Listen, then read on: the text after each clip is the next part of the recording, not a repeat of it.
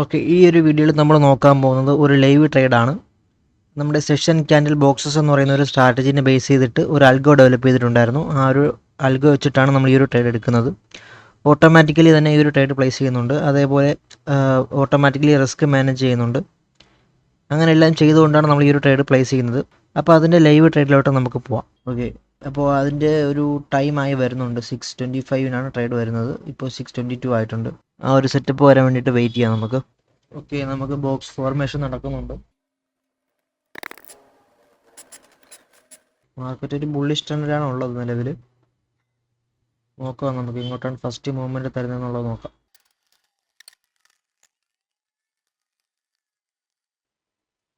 Okay, പുറത്തോട്ടൊരു box formation നടത്തിയിട്ടുണ്ട്. ഒരു bullish ട്രെൻഡാണ് കാണിക്കുന്നത്. ഇപ്പം നമുക്ക് കാണാൻ പറ്റിയ ഒരു ഓട്ടോമാറ്റിക്കലി ഒരു ട്രേഡ് ഇവിടെ പ്ലേസ് ആവും. ഓക്കെ, ട്രേഡ് പ്ലേസ് ആയിട്ടുണ്ട്. ഇനി സ്റ്റോപ്പ് ലോസിലോട്ടോ ടെക് പ്രോഫിറ്റിലോട്ടോ ഉള്ള ഡയറക്ഷൻ കാണാൻ പറ്റും നമുക്ക്. ഇവിടെ നമുക്ക് ടി പി ലെവൽ കാണാൻ പറ്റും. ഈ ഒരു ലെവലാണ് ടി പി ലെവൽ. ഇവിടെ പ്രോപ്പറായിട്ടുള്ള റിസ്ക് മാനേജ്മെൻറ്റെല്ലാം ഓട്ടോമാറ്റിക്കലി ചെയ്തിട്ടുണ്ട്. ഇവിടെ പൊസിഷൻ സൈസിങ് എല്ലാം ചെയ്തിട്ടുണ്ട്. നമ്മുടെ ക്യാപിറ്റലിൻ്റെ 1% ആണ് ഇവിടെ റിസ്ക് ചെയ്തിരിക്കുന്നത്. അതനുസരിച്ച് ലോട്ട് സൈസ് അഡ്ജസ്റ്റ് ഇവിടെ ചെയ്തിട്ടുണ്ട് ഓട്ടോമാറ്റിക്കലി. ഓക്കെ,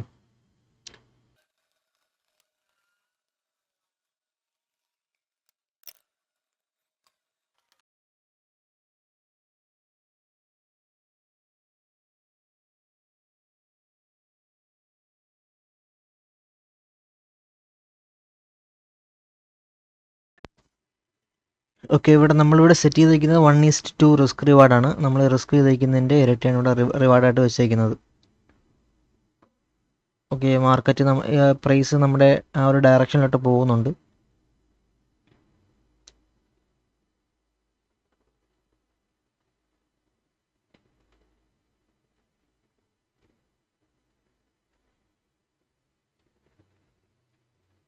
ഓക്കെ, നമ്മുടെ ടാർഗറ്റ് ഹിറ്റ് ആയിട്ടുണ്ട്.